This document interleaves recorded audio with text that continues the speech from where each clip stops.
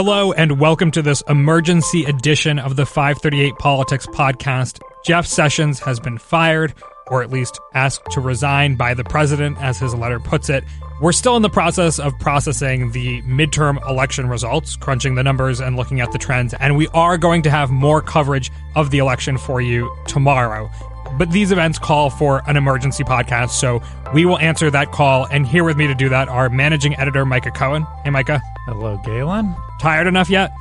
It's like there's nothing worse than reporters and editors and media people complaining about having to cover too much news. But for f***'s sake, but we're going to do it. Come on. All right. It's a break. And also here with us is senior writer Perry Bacon Jr. How's it going, Perry? Thanks for having me, Galen. Okay, so Trump has suggested that this would happen for some time. Why today? I think the obvious is he waited till after the election because it would look bad to... We should explain what happened here. It's not just that he fired Jeff Sessions, but that he has installed Matthew Whitaker, who was Sessions' chief of staff, but has written an op-ed last year laying out essentially his argument that the Mueller probe has went too far. He made some CNN comments sort of questioning it, at some point even laying out the idea that a new attorney general could actually sort of curtail the funds of it. So it looks like in this case we have a new attorney general who's going to oversee the Russia investigation instead of Rod Rosenstein, who had been the deputy, and someone who's very skeptical of it. So it looks like Trump has moved to sort of get rid of his biggest problem immediately after the midterms. Yeah, I mean, I guess maybe because I'm cautious, but right before we started recording, I turned to Perry and I was like, the modal outcome here is that Whitaker moves to constrain the Mueller investigation, and Perry looked at me like, no shit. Yes, of course. And the more you read about Whitaker, the more that no shit becomes obvious. And Whitaker is the acting attorney general as of today, but in order for him to continue long-term as the attorney general or for somebody else to do so, that person has to be confirmed by the Senate. Is there any reason to expect that Whitaker wouldn't be confirmed by the Senate? And how long does he have in office before he has to get a confirmation vote? So my understanding is there's something called the Vacancies Act in which Trump can appoint someone, or the president can appoint someone who up to 210 days in this slot. So that's several months. The question I don't know the answer to is if Trump intends to have Whitaker as be the permanent attorney general, if he has someone else, maybe like Lindsey Graham in mind or something for the job permanently. I think the important thing here is that Whitaker is a Trump loyalist in a way that, Trump believed Sessions did not behave like, and Rosenstein did not either. So you really have, I think the phrase sort of slow motion Saturday Night Massacre has been used, and there's something to be said for that. Like the fact that you've had James Comey removed, you had the deputy to FBI removed, you now have Sessions removed, you might have Rosenstein removed later on today, it sounds like. So you are having a purging a lot of the people that Trump does not like in the law enforcement. Yeah, that's totally right. And to tie things to Tuesday's results, the fact that if Trump does want to name a permanent AG, the extra few seats he has in the Senate might, matter. That could make things easier. Presumably. We still don't have all the results, of course, in the Senate. Right. Not just the numbers, but also you have a Bob Corker who, right, whatever you think about him, occasionally was a restraint on the president, replaced by Marsha Blackburn, who I think never will be. So I think the McCain's gone now. The new senators you're going to have is likely to be a group that is more pro-Trump than the group before. Hey, don't undersell Mitt Romney. Yeah, Mitt Romney maybe is the exception. But no, Perry's point is really important. I think Perry has written about this, but in the first 2 years of Trump, you saw much more pushback of him in the Senate than in the House. Now we're going to see the exact reverse of that because Democrats will control the House. The other thing, though, is I'm not sure Trump will ever want to, Trump might stick with Whitaker for as long as he freaking can, because all signs are that Whitaker is about as much of a Trump loyalist as you can get and is about as skeptical of the Mueller probe as you can get. So, I think he's in there probably for 210 days. Well, and longer if he can get confirmed. If he can get confirmed, yeah. Is there any reason to expect that he wouldn't be confirmed? Well, it depends what he does between now and then. If he takes really egregious steps to constrain Mueller, I'd have to think that, and, depending on how the public reacts, right, Perry, I'd have to think it'd be a little hard. I mean, I think we have a lot of unknowns here. It seems to me Mueller is a pretty strategic and smart person. I don't think it came out of nowhere to him that Trump was likely to try to limit the investigation post-election. So I do wonder if the Mueller probe maybe only has a few indictments or a few days left in the first place, or if he has some plan to hand his research over to the House, which is now run by Democrats. I don't know the answer to these questions. So I think that's partly, but I do think Whitaker is there, and I think he specifically, this is the Department of Justice. They could have found a person I would have heard of, or you guys would have heard of, who was a famous person lead this. I think Whitaker has been chosen for loyalty reasons as a big part of that. So I don't expect him to let Mueller do much more. The question I have, I think there are leverage points that the person in the Justice Department overseeing the Mueller probe has, where even if Mueller finished this probe tomorrow, that person could affect what happens next. Like there's some part of this, Amelia has written about this, but there's some part of this where whatever report Mueller files, if he does that, who's ever overseeing the probe at the Justice Department can sort of decide what to do with that. Now, maybe that report finds its way into the media anyway or whatever, but even if Mueller wraps this up relatively soon, which we don't know that will happen, Whitaker could still have some power to affect what happens next, I think. Yeah, I mean, we've been talking about the possibility of Whitaker curtailing the Mueller investigation. Are there specific actions that he could start taking now to do that? What kind of measures does that encompass? So the thing Whitaker himself floated on CNN before he started working with DOJ was he would sort of limit the funding of the investigation. So, Mueller has this big team of lawyers. I guess this will probably take more than tomorrow, but I guess in theory this week he could say these 5 lawyers have to go back to their regular jobs, or they have to, you can imagine something very quickly happening here. I think the big thing, the question is if Mueller was about to indict Roger Stone next month, and Roger Stone, of course, being someone that's close to the president, it might involve WikiLeaks. We don't know that, but that's the thing where it's I never assumed that Don Jr. or the president himself were likely to be indicted by Mueller, but I do think close associates who might suggest something nefarious happened with Russia in 2016. That's the question is there's already been a big string of indictments. My guess is the president will further not be too many more, and this is a way of potentially really, truly blocking, impeding, obstructing the investigation. Which I think would be, frankly, a mistake on Trump's part. We've written this on the site, Amelia has, and I think you have too, Perry, that even if Whitaker shuts down the Mueller probe, especially with Democrats now in charge of the House, the investigation of the Trump campaign's ties to Russia and Russian interference in the election is not going to stop. First of all that work Mueller has done won't just disappear. There are parts of the investigation that have been taken up by state attorneys general, right? Now, maybe if you're in Trump's camp, you say, well, I'd rather have a Democratic House investigating me than Mueller because the Democratic House is partisan, would probably be easier to paint in a partisan light. But still, I think, look, in the exit polls of, the national exit polls on Tuesday, they asked about approval, disapproval of Mueller's handling of the Russia investigation. 41% approved, 46% disapproved. Those are not great numbers. Now, this is coming at the end of several months where Mueller has been really quiet, but I think we have seen that views of the Mueller investigation have tended to improve when Trump has acted to curtail it. And so if Whitaker gets in this job and starts trying to block Mueller, I think you're going to see the public move more towards Mueller's side against Trump. And of course, we expected that Mueller would go somewhat silent in the run-up to the midterms, and now that the midterms are over, that may end. And we've seen in the past when he does file indictments and so on, his approval sometimes goes up. Is that correct? Yeah, that's right. When he has laid out those indictments in the past and they're full of detail and they're persuasive, then views of the investigation have improved.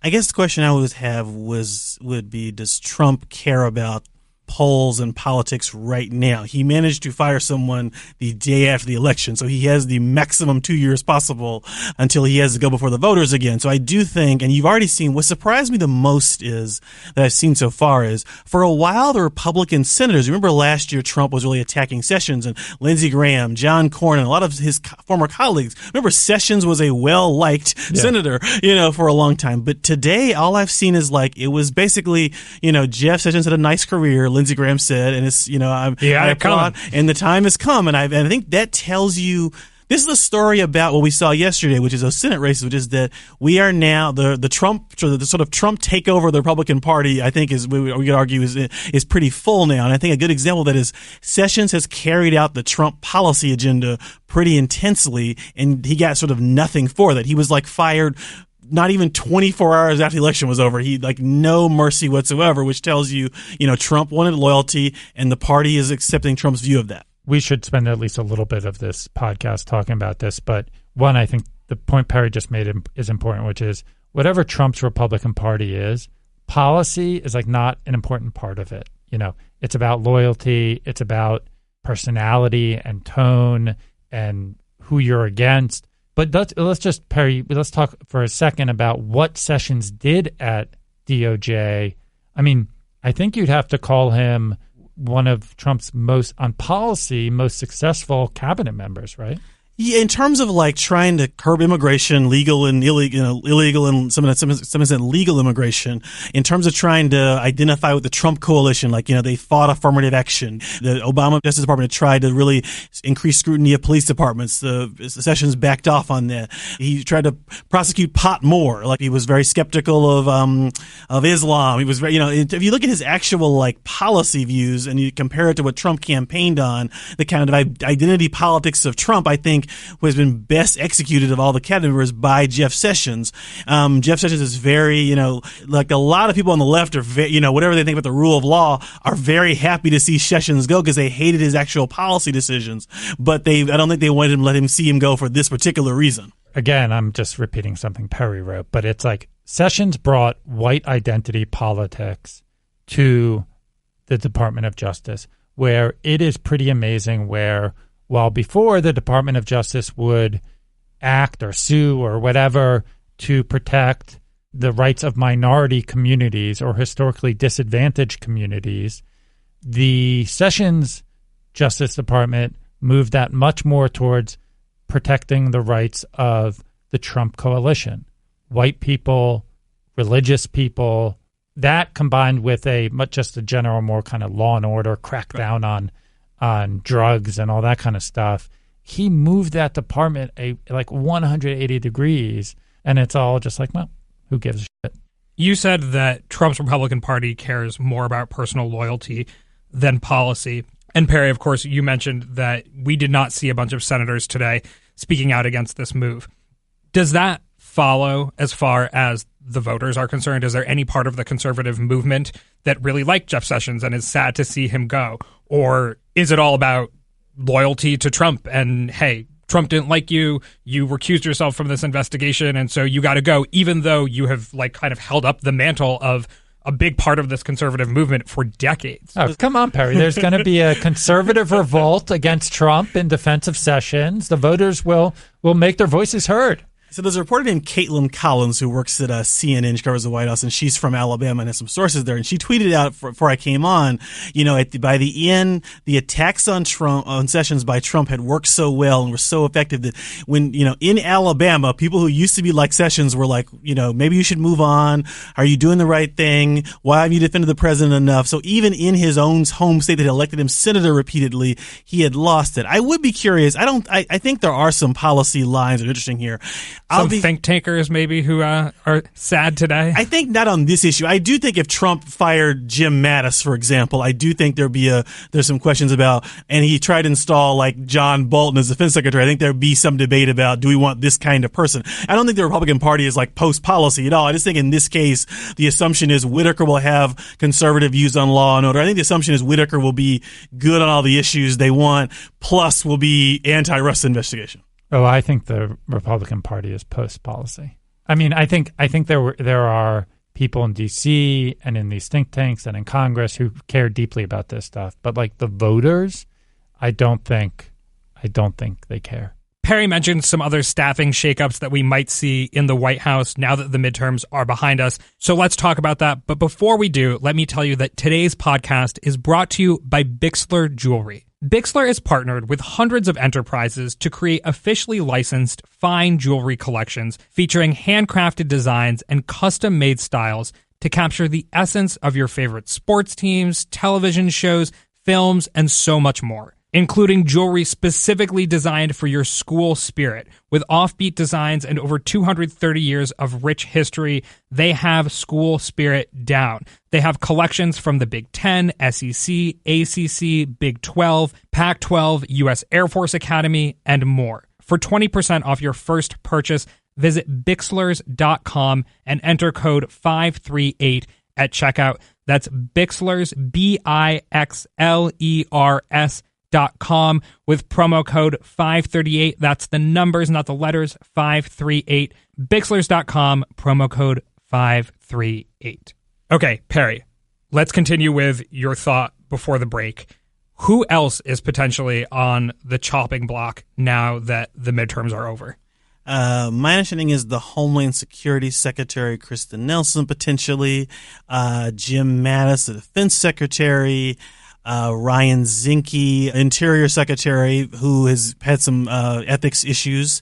Sessions is gone now. Rod Rosenstein, potentially as a deputy AG. So I think it's not unusual, Bush, Obama, Clinton. It's not unusual to like reshuffle your team after the first 2 years. So that's not unusual, but I do think you're likely to see some of the people that Trump picked because the Washington establishment liked them. He's been gradually clearing out those people. And I think Mattis is the last person on the national security team. And I think that they've had a lot of clashes. And I think Sessions was also someone who was picked in part because Congress liked him. And I think now that's also irrelevant. I don't know if Whitaker knows anyone. I'm not sure it matters. Yeah, I think you're going to see a reshuffling of the cabinet broader than you would expect in a normal administration. You were just making the argument, Micah, that the Republican Party is post-policy. So does Trump now basically have free reign to replace anybody in his cabinet or in the White House with really like whoever he likes and there aren't repercussions? I think so, yeah, especially with an increased margin in the Senate. But I think this part of things is actually the least abnormal part of things. Whereas Perry said, presidents typically, do a little shakeup post midterms or post election. Maybe this one will be a little broader than normal, but in general, presidents can appoint who they want. There are exceptions to that, but I think that's kind of not ahistoric. Yeah.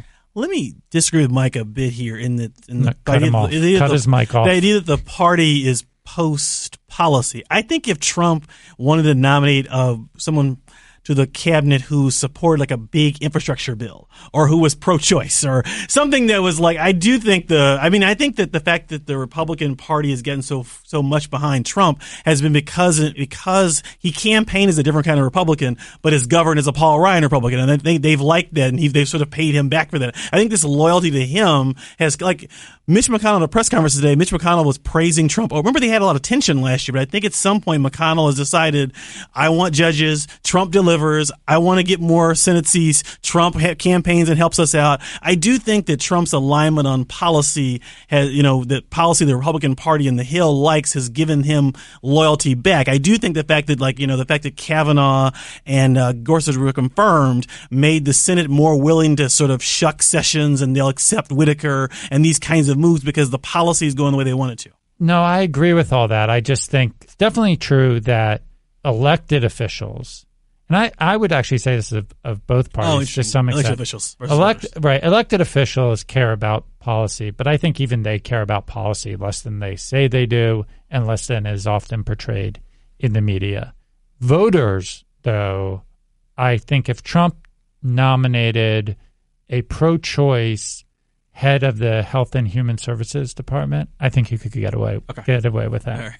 Do we disagree on that? No, I agree with you. I think that there'd be some complaining about Mike Pence would privately let loose let the Washington know that he didn't like it. But I think actually in terms of the vote, it would be fine. In terms of the public, it would be fine. Voters we would not see voters marching in the street. I don't think, but I've been surprised a lot. So what do I know? Is there any situation in which that wouldn't be the case?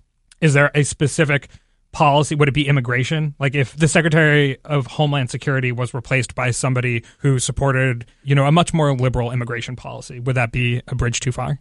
I don't think so. I think there's literally nothing. So there's two parts of that question. One part is is a cabinet appointment enough of a high profile thing that the public writ large will care about it? And I think in general the answer is no.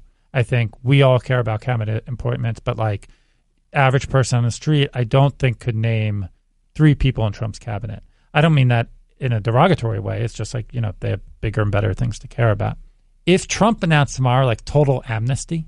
That's what I was going to say, exactly that. The 11 million are citizens. I think there would be a Fox News revolt. Yes. And that might be a problem. Yes. I actually think that would be close to where I was going to get to. Sorry. Yeah, no, that's right. So I think if Trump went way extreme on immigration, then yes. If Trump signed the DACA bill, would he have problems with his voters? I'd be interested to see how that played out. My hunch is that his voters would stay loyal to him, but I'd be interested to see how that plays out. You're Galen, you pointing to immigration, I think, is important in that more than other issues feels like a driver of everything else. The reason he has so much loyalty is because he's been so solid on that issue for people who care a lot about it.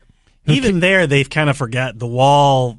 I went to a rally with Trump on Friday, and people kept saying, build the wall. I was thinking, you've had 2 years, right, and he has not really pressed that much, and they didn't seem to care that much. Well, that's right. It's all the data we have shows that immigration is so meaningful in predicting support for Trump, but it's probably not because people really want the wall. It's probably that immigration is just a proxy for more conservative, quote unquote, views on race, on gender, on culture. So people who, for example, think that, the average wealth of the black family is lower than the average wealth of the white family. Is that because of systemic factors, or is that because people don't work hard enough? More people who say, it's about hard work, pulling yourself up by the bootstraps.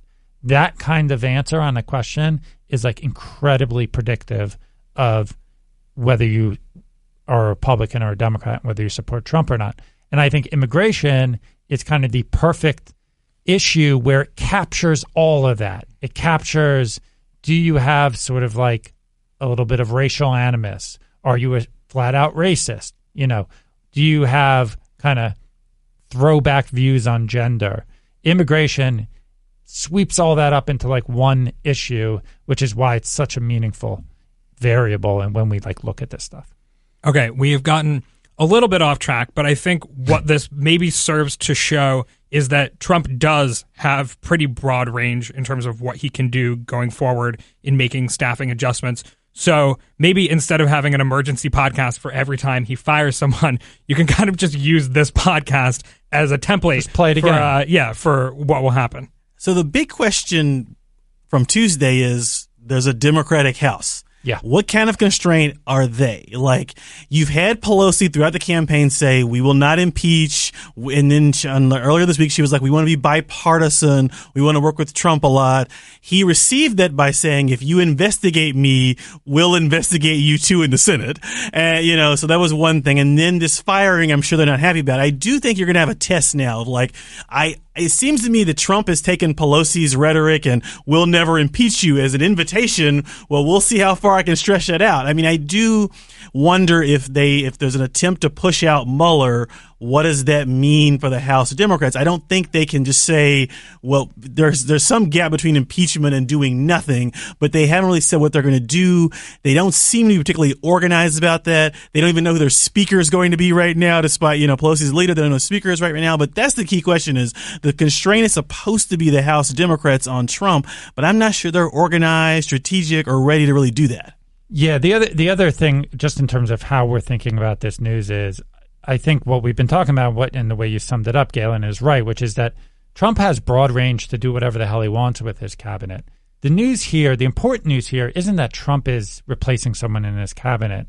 It's that he's replacing the person overseeing the Mueller probe, and he's replacing that person with someone we know is very loyal to Trump and very skeptical of the Mueller probe and has like literally laid out plans to curtail the Mueller probe. Like, you could not make that up. That is like important. And if he does that, then I would imagine that, again, I think the public will move against Trump if there are blatant attempts to curtail the Mueller probe, and that could be bad for him politically. What I don't know, and what I don't think anyone really knows, is, that's all the politics surrounding the Mueller probe. What does this do to the literal mechanics of the Mueller probe? Like Perry mentioned, funding, what happens to any reports that are generated. That, I think, is very complicated and kind of hard to suss out. And as Perry mentioned, how do Democrats react with their new bit of power in Washington? But I think let's leave it there. Does anybody have anything else to add? I want to go to bed.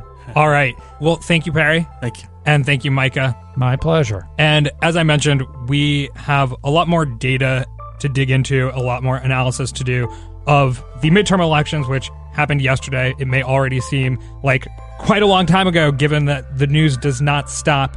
But we will have that for you tomorrow. We'll have Nate on the show, of course. I'm sure he does not have much at all to say about the midterm elections yesterday. Anyway, my name is Galen Druk. Tony Chow is in the control room. You can get in touch by emailing us at podcasts@538.com. You can also, of course, tweet at us with any questions or comments. If you're a fan of the show, leave us a rating or review in the Apple Podcast Store. When you leave a rating, it helps our rankings, which helps others discover the show, or just tell someone about us. Thanks again for listening, and we'll see you soon.